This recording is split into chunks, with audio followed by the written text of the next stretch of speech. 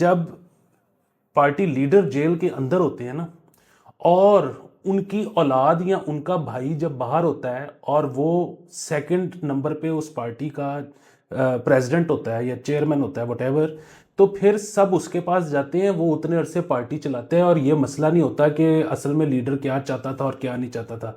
अब ये जो इमरान खान साहब के साथ हो रहा है ना कि चार चार स्पोक्स पर्सन है, चारों को डिफरेंट बात कर रहे हैं, कुछ नहीं पता कि इमरान खान साहब को क्या बताया जा रहा है। वो चाइनीज विस्पर चल रहा है। ये अगेन ये मरूसी सियासत होगी बहुत बुरी चीज जब तक इस्टेब्लिशमेंट इसी तरह यहाँ पे मौजूद है। पाकिस्तान में सियासत मरूसियत के बगैर चल ही नहीं सकती।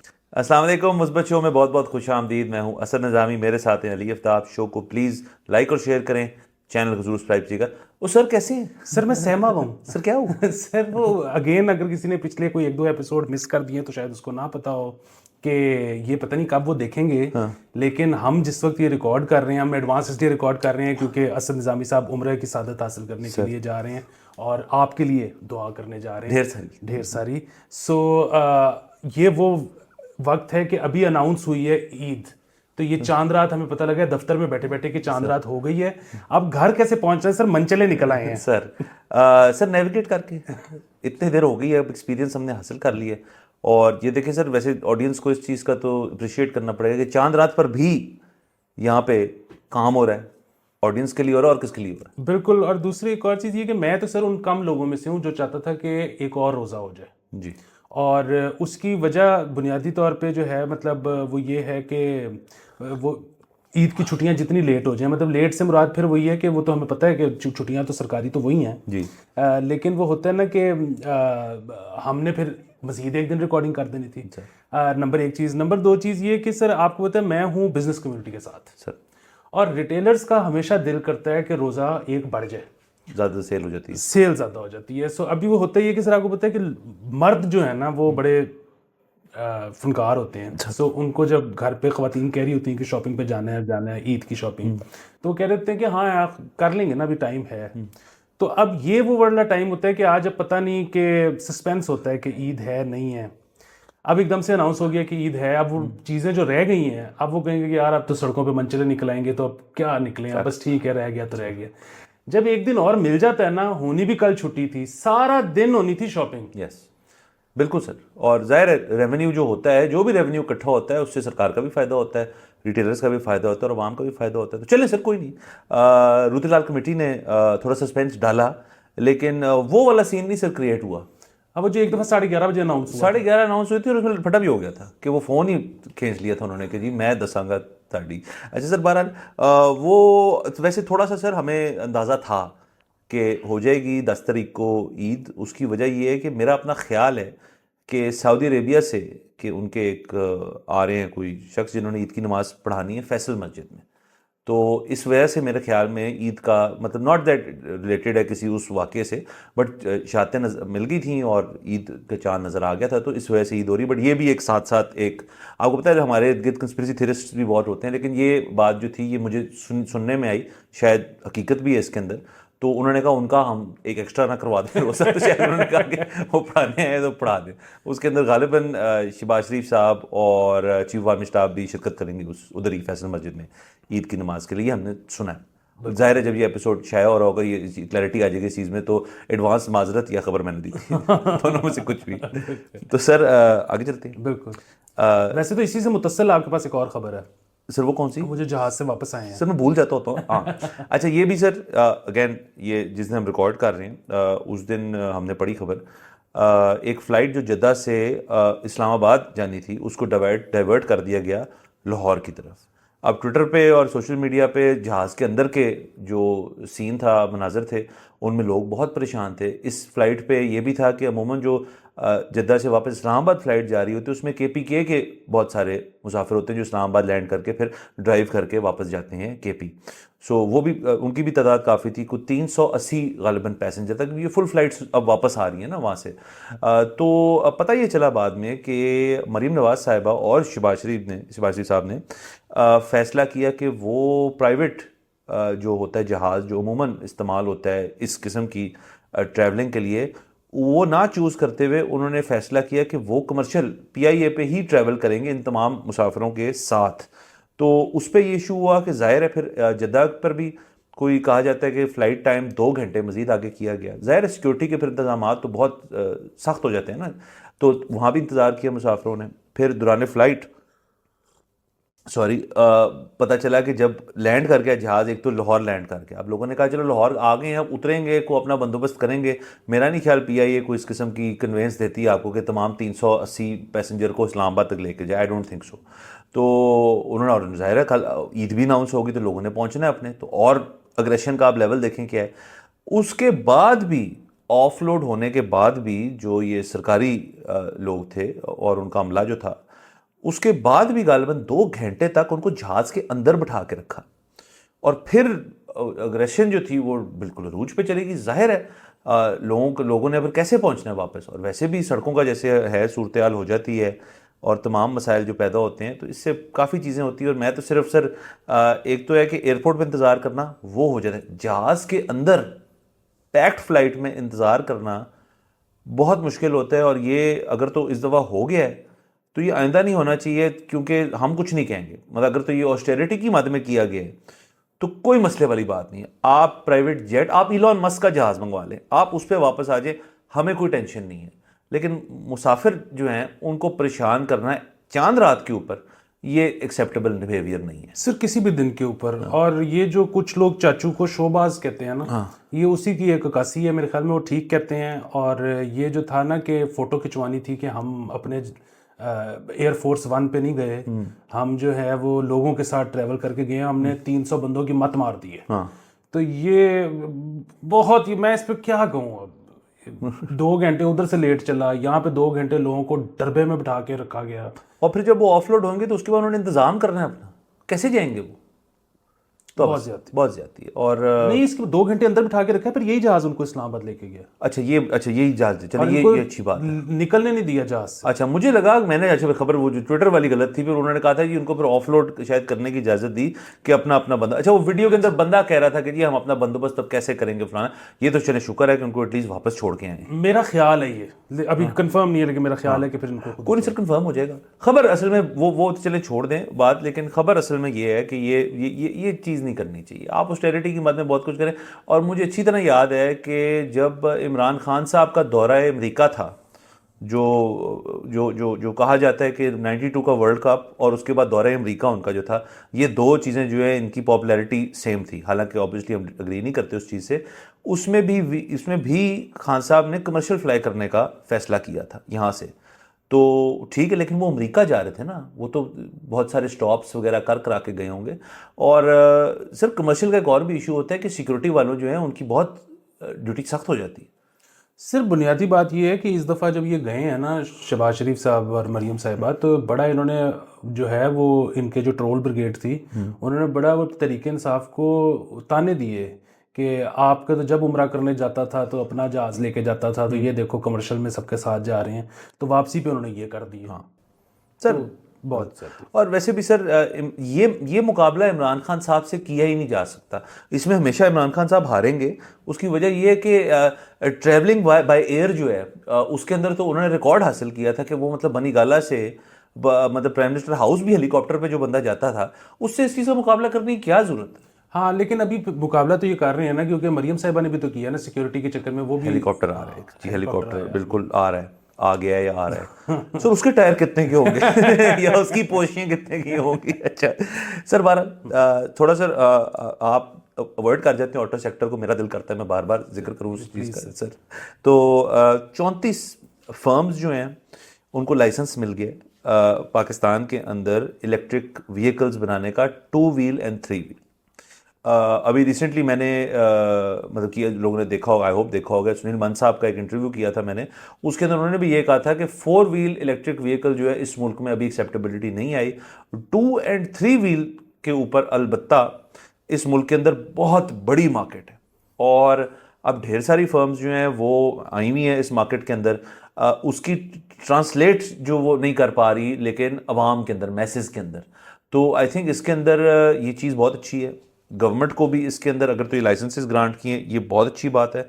और मज़ीद मेरे ख्याल में एक एजुकेशन ओरिएंटेड कैंपेन जो है ना वो चलानी चाहिए हर मीडिया के तरफ से तवसत से, कि लोगों को आगाह किया जाए कि ये आपकी ज़िंदगी में कितनी आसानी ला सकती है, कितनी बेहतरी आ सकती है आपकी ज़िंदगी में। तो वो जितनी जल्दी लोग रियलाइज़ कर लें तो आई थिंक ये 2-3 व्हील मार्केट जो है ये बहुत जल्दी डोमिनेट होएगी। और ये भी बात याद रखी जाए कि मोटरसाइकिल मार्केट जो है ना हम उसको इग्नोर कर जाते हैं, ऑटो लॉबी का वो भी एक बहुत बड़ा कंपोनेंट है। हाँ जी, अब ये 2-3 वीक का मतलब है, 2 तो मोटरसाइकिल होगी, 3 रिक्शा हो गया। हो गया। सो बेसिकली जो आपका है ना एटमॉस्फेयर और जो उसमें जो सबसे ज़्यादा गंद डालते हैं वो भी ये 2 और 3 व्हीलर ही हैं। जी। और मतलब उसकी वजह ये है कि इनके इंजन्स जो हैं वो अच्छे नहीं होते और ये काफ़ी जो है वो एक माजी का जो एक सांचा सा मिस्तर सा बना है वही इंजन आई जा रहा है बार बार, वो एमिशन कंट्रोल भी कुछ नहीं है उसमें और बाकी कोई चीज़ नहीं है। बिल्कुल, तो उसकी वजह से इससे काफ़ी फ़र्क पड़ेगा अगर ये। और ये जो हमारी नेशनल ईवी पॉलिसी ये 2020 की पॉलिसी जो 2025 तक कंटिन्यू करेगी और उसी पॉलिसी के तहत ये किया है, तो इसके अंदर ये एलिमेंट ऑफ कॉन्टिन्यूटी जो हम हर इंडस्ट्री में चाहते हैं उसका भी थोड़ा सा एक नज़र आया कि जी उसके अंदर फिर फोकस आ रहा है थोड़ा सा, विच इज़ अगेन गुड। असल में हमने, आपको याद होगा कि जब वो एक और इससे पहले जब हमने एक दफ़ा सेगमेंट किया था तो उस पर हमने कहा थी कि वो तो शुक्र है खान साहब आ गए तो किया और हुंडई आ गई जी। वरना तो इधर बिग थ्री से ही नहीं जान छुट रही थी। तो उस पर वो किसी का कमेंट भी आया कि जी वो तो पॉलिसी तो असल में ये नून लीग की थी, ये तो आए उस दौर में। और पॉलिसी किसी के भी दौर की, वो मसला तो ये होता है कि आते आते क्या हो जाता है। मतलब फिर वही बात है कि वो जो इलेक्ट्रिक पॉलिसी हम जो कार्स की हद में सुन रहे थे कि जी उसमें आपको जो है वो नंबर सस्ता लगेगा या उसकी रजिस्ट्रेशन सस्ती होगी या वटेवर, वो होती है ख़त्म हो जाती है, होती है ख़त्म हो जाती है। उसमें मियाँ साहब का दौर भी आया है, खान साहब का दौर भी आया है, अभी फिर पिड्डम का दौर है। तो मतलब कर लेना, वो पॉलिसी तो बनी हुई है, उसको इम्प्लीमेंट कर ले। नहीं हो रही ना आपसे क्योंकि पीछे लॉबी तगड़ी है ना। सर वो थोड़ी देर के लिए हुई थी, उसका मैंने भी फ़ायदा उठाया। इनफैक्ट सोचें मैंने पहली दफ़ा ज़िंदगी में ऐसे किया था कि मैंने एक इलेक्ट्रिक व्हीकल जब ली उसको मैंने 4-5 महीने रजिस्टर नहीं कराया, इस वजह से कि यार पॉलिसी आ रही आई फिर थोड़ी देर के लिए आई और रजिस्टर हो गई। और वाकई में उस कीमत और बाकी कीमत में बहुत फ़र्क था। मतलब आप समझें एक चीज़ अगर 2 लाख रुपए की है तो एक चीज़ 10,000 रुपए की, इतना फ़र्क था उसके अंदर। तो पॉलिसी तो उस तरह से अच्छी थी, लेकिन उसके अंदर मैं एग्री करता हूँ पीटीआई की जो एक पॉलिसी थी, मतलब उसका मैं बेनिफिशरी हूँ हालांकि, कि इलेक्ट्रिक व्हीकल जब यहाँ खोली तो उसके पीछे जो थॉट प्रोसेस था कि यार यही 2-3 व्हीलर्स और छोटी 4 व्हीलर्स जो हैं। लेकिन यहाँ पे जो डोमिनेट किया इलेक्ट्रिक व्हीकल में वो एक लग्जरी जर्मन इलेक्ट्रिक व्हीकल थी जो कि धड़ाधड़ मार्केट में आई और उसके बाद और लोगों ने कोशिश की लेकिन वो नहीं हो पाया। तो बुनियादी बात ये है कि वो आप इसको मतलब ये जो है ना कि हमने अमीर को टैक्स ज़रूर करना है, वो ज़रूर करें, लेकिन वो तो बहुत चीज़ें हैं जिसमें टैक्स किया जा सकता है। अगर अमीर की वजह से भी आपका जो है वो क्लाइमेट चेंज में कोई बेहतरी आ सकती है तो खैर है, उसको भी दे दें सब्सिडी, कोई बात नहीं इस चीज़ में। हाँ ज़रूर। और सर बाकी क्योंकि अमीर तो फिर वही बात है ना, वो तो ग्रैंड क्रूजरें भी मंगवाते हैं। हाँ जी। तो उसमें ना दें। हाँ और सर इलेक्ट्रिक व्हीकल की अगर जिक्र हो ही रहा है तो जो रोल्स रॉयस आई थी इलेक्ट्रिक, वो एक नहीं थी, वो 6 आई हैं। वो मैं वैसे आपको बता दूँ उसकी वजह ये है, वो 6 इसलिए आई कि क्योंकि अमूमन गाड़ी के ऊपर 432-433% ड्यूटी होती है, इसके ऊपर 70 थी। तो करने वाली चीज़ तो ये थी ना कि इतनी लग्जरी कार आ रही है तो इसके ऊपर भी 400% ड्यूटी लगेगी, क्योंकि वो इलेक्ट्रिक है तो वो 70% ड्यूटी लगेगी। अच्छा, इस पे कम थी, चलो खैर है। हाँ मतलब मैं ये कह रहा हूँ सर, वो इस सब के बावजूद भी 26 करोड़ रुपए की गाड़ी है तो, और 26 × 6 कर लें सर, नोटू बहुत है लोगों के पास। अच्छा भारत सर, अब मैं कंफ्यूज हूँ, मुझे नहीं पता इस पे क्या करना चाहिए। इस पे हाँ ठीक है, इतनी महंगी अगर इलेक्ट्रिक कार भी है तो लगाएं सर बाकी सर एक खबर, सॉरी सर आपने इदारों का मैंने ही जिक्र कर दिया कि ये ऑटो इंडस्ट्री के अंदर कॉन्टीन्यूटी आती, एक और चीज़ में कॉन्टीन्यूटी आ गई है फिर से, ये मैं खबर देना चाहता हूँ सबके लिए कि royal palm golf and country club जो रेलवेज़ का है उसकी बिडिंग हुई। उसको ख़रीदने के लिए उन्होंने प्राइवेट लोगों को कहा करें। उसमें एक तो ये पहले, ये पुरानी बात कर रहा हूँ, हाशु ग्रुप आया था और आई थिंक हबीब रफ़ीक था, ये 2 ग्रुप्स जो थे बिड कर रहे थे उसके लिए। फिर एकदम से वो ख़त्म ही हो गया प्रोग्राम कि नहीं करना। अब फिर से उसका बिडिंग का सिलसिला शुरू हो गया। अब फिर से रॉयल पाम रेलवेज़ वाले जो हैं वो चाह रहे हैं कि उसको कोई प्राइवेट एंटरप्राइज उनसे लेके उसको रन करे। तो ये मैं आपके शो के तवज्जो से ये खबर भी देना चाहता हूँ लोगों को कि रॉयल पाम वाला किस्सा फिर से शुरू हो गया। वाह वाह वाह, तो यानी कि ये प्राइवेट हो रहा है तो फिर इसकी मेंबरशिप ले ली जाए, क्योंकि फिर महंगी हो जाएगी, फिर बेच देंगे। सर इस वक्त इसकी मेंबरशिप मेरा अगर अंदाज़ा करेक्ट है तो तमाम जो प्राइवेट क्लब्स हैं लाहौर के उनसे बहुत सस्ती है। मतलब अगर ये डिफेंस राया चले जाएं आप तो मेरे ख्याल में उसकी आपको 25-30 लाख से कम की मेंबरशिप नहीं मिलती। जिम खाना और पंजाब क्लब में तो वेट टाइम ही बहुत ज़्यादा, हालांकि पैसे दें वेटिंग टाइम बहुत बहुत ज़्यादा है। इसकी अलबत्ता बहुत सारे लोग, इसकी फ्रेश मेंबरशिप्स का मुझे नहीं पता, बट इसकी बहुत सारे लोग हैं जो ट्रांसफरेबल होती है मेंबरशिप, वो बेचना चाहते हैं। तो और वो मेरे ख्याल में अंडर 1 मिलियन की इस वक्त जा रही हैं। और वो इसलिए अंडर 1 मिलियन की जा रही है क्योंकि रेलवे कर रहा है मैंने, जिस दिन प्राइवेट आ जाएंगे तो ये दोबारा ऊपर चली तो ये यम हो जाएगा सारा कुछ। तो ये टिप है लोगों के लिए कि अगर कोई लेना चाहता है तो लें। जो ये शो देखेंगे ना उनको पैसे कमाने के तरीके भी पता सर पैसे और जिंदगी में ईज लाने की और पॉजिटिविटी सर साथ साथ। सर आगे चलते हैं। एक और खबर, डॉक्टर तैमूर रहमान हम जानते हैं उनको, आप भी जानते हैं, मैं भी जानता हूँ। तो उन्होंने एक बयान दिया जिसके अंदर वो फरमाते हैं कि ख़वातीन जो हैं सिर्फ उनको इजाज़त होनी चाहिए स्कूल और मदरसों में पढ़ाई कराने की एज टीचर्स। वो कुरान वगैरह पढ़ाने की, वो कह रहे हैं अपने घर पे जब लगाएं ना, जो आप कारी लगाते हैं तो वो कोशिश करें कि वो खातून हो, क्योंकि अब ये इतने ज़्यादा केसेस मंजर आम पे आने शुरू हो गए। ये बात मशहूर तो बहुत पहले थी, थोड़ा ऑन द नोज उन्होंने मारा पॉइंट, बट ठीक है। हाँ जी, असल ये उनका जो है वो पॉइंट ऑफ व्यू है, आप उससे अग्री कर सकते हैं, डिसएग्री कर सकते हैं। एग्जैक्टली यही बात सलमान सूफी साहब ने भी की। उन्होंने कहा जी कि अब ये इतने ज़्यादा केसेस आ रहे हैं, अगेन पहले से मशहूर तो ये हमेशा से था, लेकिन उस तरह से मंजर आम पे नहीं आते थे। अब लोगों ने FIR कटवानी शुरू कर दी हैं। तो वो कहते हैं कि जी ख़वातीन से आप ये करें। अब ये बड़ा ना अब ये बड़ा ना ट्रिकी मामला है। ट्रिकी मामला इस लिहाज से है कि ये अगेन ऐसी चीज़ है जिसके ऊपर ना मैंने बड़ा सोचा है, लेकिन मैं ना किसी नतीजे पे नहीं पहुंच सका।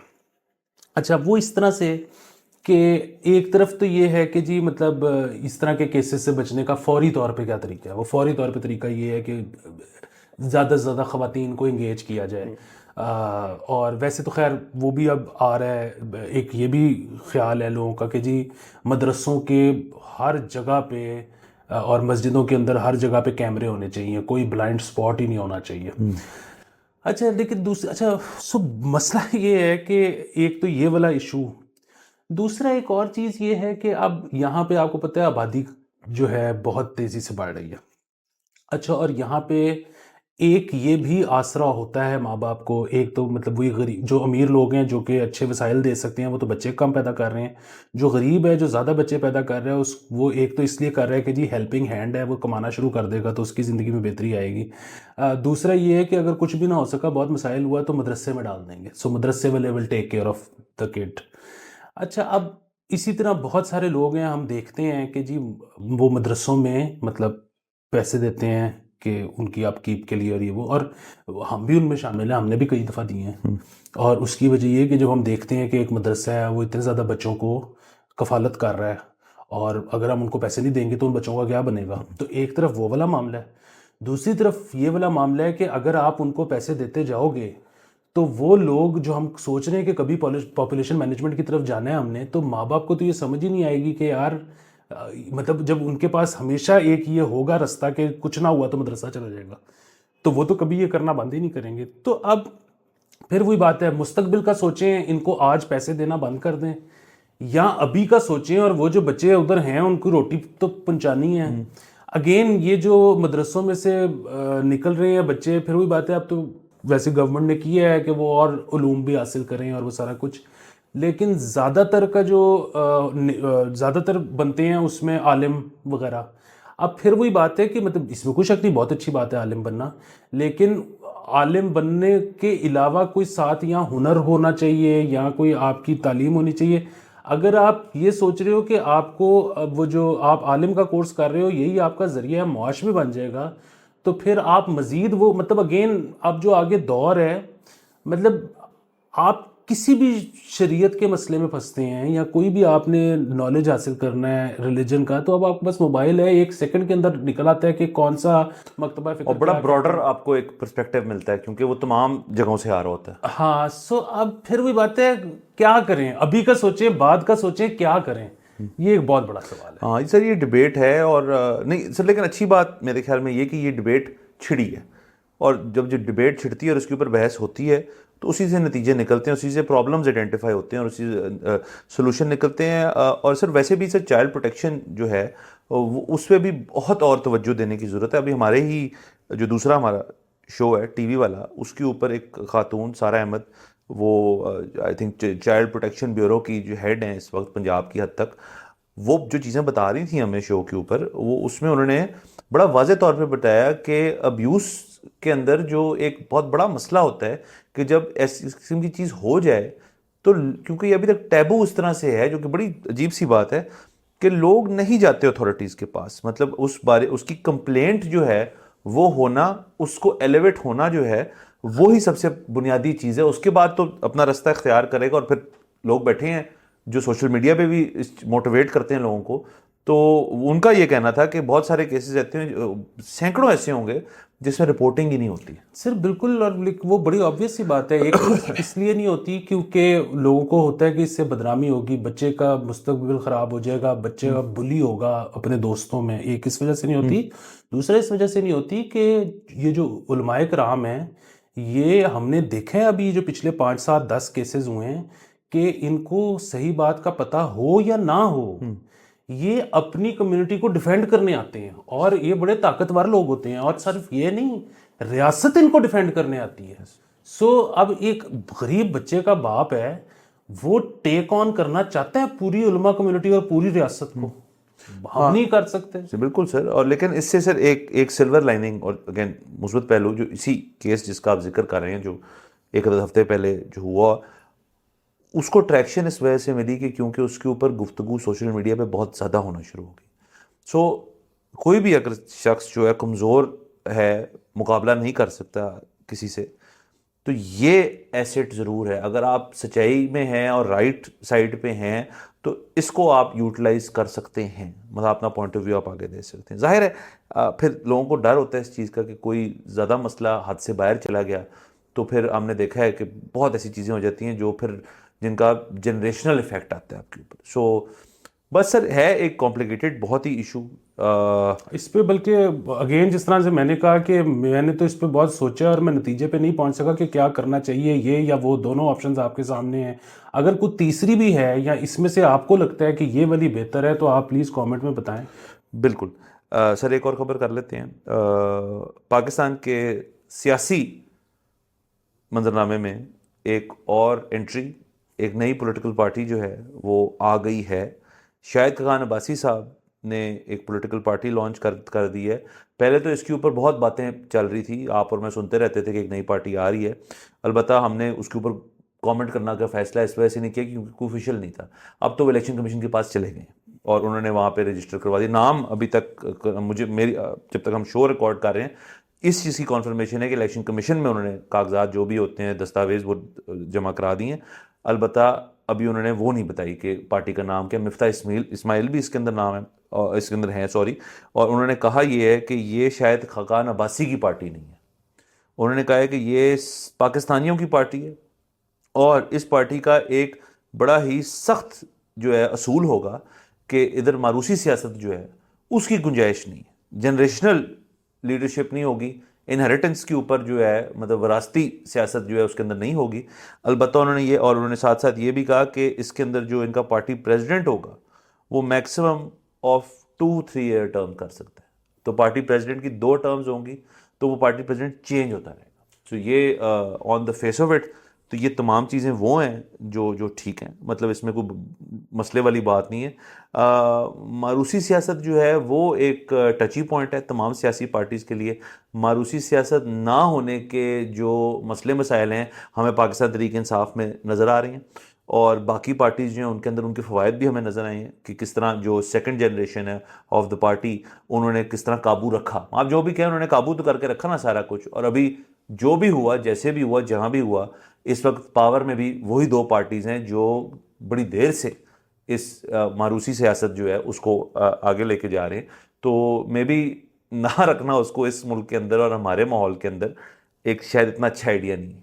बिल्कुल। एक तो उन्होंने जो कहा है ना कि चेयरमैन जो है वो 2 से ज़्यादा टर्म्स नहीं कर सकता, वो भी 3 ईयर टर्म्स। हाँ, तो 6 साल तो हो गए। 6 साल तो ये तो जमात इस्लामी से भी ज़्यादा सख्त है, क्योंकि जमात इस्लामी की भी 2 5 ईयर टर्म्स होती हैं। सो ये तो बहुत सख्ती की तरफ जा रहे हैं। एक तो ये कि जमात इस्लामी का भी हाल देख लें आप, मतलब वोट तो उनको नहीं पड़ता। दूसरा ये जो है ना, ये सुनने कहने में बहुत अच्छी बात लगती है मारूसी सियासत। इमरान खान साहब इस नारे पे बड़े वोट भी लेके पहले भी गए थे, इस दफ़ा भी वोट लेके गए हैं।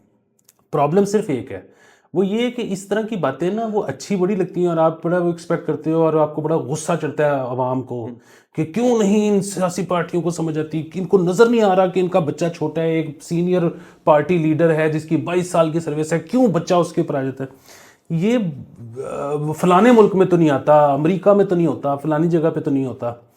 जी बिल्कुल ठीक है, लेकिन वहाँ पे फिर ऐसी इस्टेब्लिशमेंट भी नहीं होती। ठीक है ना, there is an elephant in the room, आप उसको इग्नोर करके बातें करी जाते हो। आप कहते हो कि जी सियासतदान जो है वो बिल्कुल वैसे करे जैसे दुनिया के महज़ब तरीन मुल्कों में करता है, हाँ उसके साथ जो मर्जी हुआ जाए वो खैर है। अब बात ये है कि जब पार्टी लीडर जेल के अंदर होते हैं ना, और उनकी औलाद या उनका भाई जब बाहर होता है और वो सेकंड नंबर पे उस पार्टी का प्रेसिडेंट होता है या चेयरमैन होता है वटेवर, तो फिर सब उसके पास जाते हैं, वो उतने अरसे पार्टी चलाते हैं और ये मसला नहीं होता कि असल में लीडर क्या चाहता था और क्या नहीं चाहता था। अब ये जो इमरान खान साहब के साथ हो रहा है ना कि 4 स्पोक्स पर्सन है, चारों को डिफरेंट बात कर रहे हैं, कुछ नहीं पता कि इमरान खान साहब को क्या बताया जा रहा है। चाइनीज विस्पर चल रहा है ये अगेन आप, ये मारूसी सियासत होगी बहुत बुरी चीज़ जब तक इस्टेब्लिशमेंट इसी तरह यहाँ पे मौजूद है।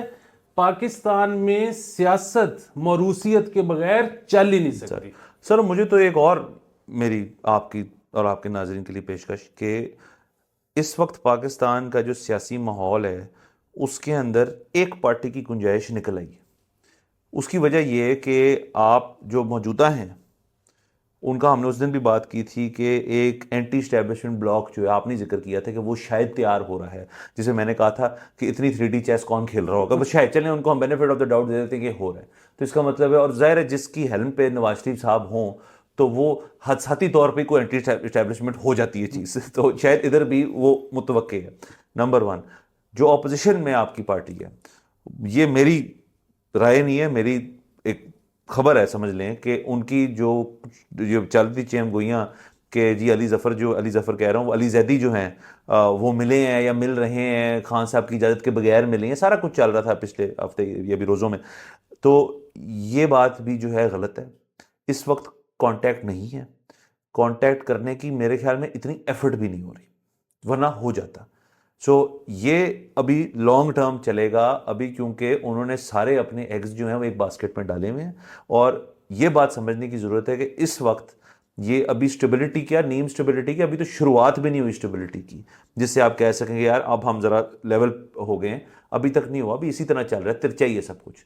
तो जब तक इसको स्टेबलाइज होगा तब तक इनकी इन्वेस्टमेंट इन्हीं 2 चीज़ों में रहेगी, और उसके बाद आपको चाहिए option number B. Option B अभी एग्जिस्ट नहीं करती। हाँ, लेकिन वो जो बात आपकी ठीक है, लेकिन लॉन्ग टर्म की जब हम बात करते हैं ना, जिस तरह आप भी कह रहे थे लॉन्ग टर्म, तो वो लॉन्ग टर्म 10 साल नहीं है। एग्जैक्टली हाँ, वो लॉन्ग टर्म बहुत छोटा की बात है। और उसके बाद इनको तो नहीं फिर से कर सकते ना। हाँ, और दूसरी चीज़ ये कि अभी इलेक्शन हुए हुए मेरे ख्याल में 2 महीने भी नहीं हुए। ठीक है, तो अभी तो जाहिर है 6-8 महीने में हालात मजीद ख़राब होने शुरू होने हैं। ये साल 2 साल 2.5 गुजर जाएंगे, तो उसके बाद वो सारा कुछ हो जाएगा।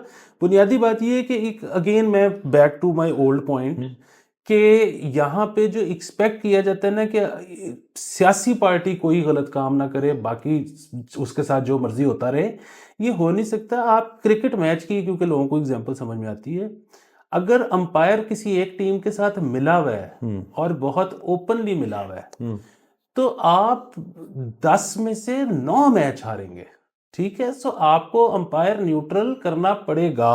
अच्छा, और जब तक अंपायर न्यूट्रल नहीं होता तो तब तक जो दूसरी टीम है ना, वो आप उससे ये एक्सपेक्ट नहीं कर सकते कि वो बीच में टेम्परिंग ना करे। समझ रहे हैं, क्योंकि वरना उसके पास बिल्कुल फेयर प्ले खेल के वो नहीं, एक पार्टी ने अगर फैसला कर लिया कि उसने फेयर नहीं रहना, तो दूसरी फेयर रह के नई इक्तदार में आ सकती। बिल्कुल सर, इस मुल्क में ये नहीं हो सकता। देखें हमने, और दूसरा पहले देखें जी, जब भी नई पार्टी आती है ना तो ओल्ड फेसेस इन न्यू पार्टी आते हैं। अभी इस्तेकाम पार्टी जो थी अलीम खान साहब की, इन्होंने क्या कर लिया, 2 सीटें निकाली हैं ऑफ वैल्यू, अलीम खान साहब खुद और ओन चौधरी, और वो भी ओन चौधरी की सीट जो है उसके ऊपर सर हम थे ना 8 तारीख को, आप और मैं थे, मतलब छोड़ें उस बात को। तो क्या हो गया, इसका मतलब है कि कोई और हार्ड हिटिंग किस्म की पॉलिटिकल फोर्स जिसके अंदर लोग हों जो उनको पसंद हों, उसका रूम अभी है। वरना सर इस मुल्क में पॉलिटिक्स में बाहर होके वापस बंदा तभी आता है जब कोई ना पीछे सपली गारंटी पड़ी हो। तो खगान अब्बासी साहब ने तो कहा था मेरी बस हो गई है, अब मैंने और नहीं करना, तो पॉलिटिकल पार्टी क्यों बना रही। तो सारी चीज़ें जो हैं वो इतनी ब्लैक एंड वाइट नहीं होती, पीछे जो कुछ चल रहा है वो चल रहा है। बिल्कुल। और बहरहाल एक चीज़ जो है वो सबको पता होनी चाहिए, तमाम पार्टीज़ को भी, इस्टेब्लिशमेंट को भी और लोगों को भी, कि दुनिया अब पहले की तरह जो ये जो हम सारा कह रहे हैं कि ऐसे होता है, ऐसे होता है, ऐसे होता है, ये सारा एक तरफ है, ये ऐसे ही होता नहीं रहेगा हमेशा। इसने चेंज होना है। उसकी वजह ये है कि पैसे ख़त्म हो रहे हैं बाहर से, हम अब लोगों की ज़रूरत नहीं रहे बाकी दुनिया की। सो उन्होंने जैसे जैसे पैसे ख़त्म करने हैं, तो यहाँ पे जो ताकतवर हैं वो कमज़ोर होंगे। जब वो कमज़ोर होंगे तो फिर वो उस तरह से मनमानियाँ नहीं कर सकेंगे जिस तरह से करते आए हैं, और ये ऑलरेडी कमज़ोर हुए हैं और ये हमारी आंखों के सामने है। इस वक्त जो कुछ हो रहा है वो अनप्रेसिडेंटेड है। ये कोई नहीं बता सकता कि जी फलानी तारीख में भी ऐसे हुआ था, क्योंकि नहीं हुआ था। सो अब आगे चेंजेस आने हैं। हाँ सर, वो अंग्रेजी का मुहावरा है, समथिंग्स गॉट टू गिव। तो वो इवेंचुअली एक पॉइंट आता है उसके अंदर, ब्रेकिंग पॉइंट जो होता है। तो देखेंगे सर, हम इधर हैं, यही 2 कुर्सियाँ आप और मैं हैं, वाह। सब कुछ देखेंगे और उसके ऊपर गुफ्तगू करेंगे। पर आज के लिए मेरे ख्याल में इजाज़त लेते हैं नाज़रीन, नेक्स्ट एपिसोड में आपसे फिर मुलाकात होगी। खुदा हाफ़िज़।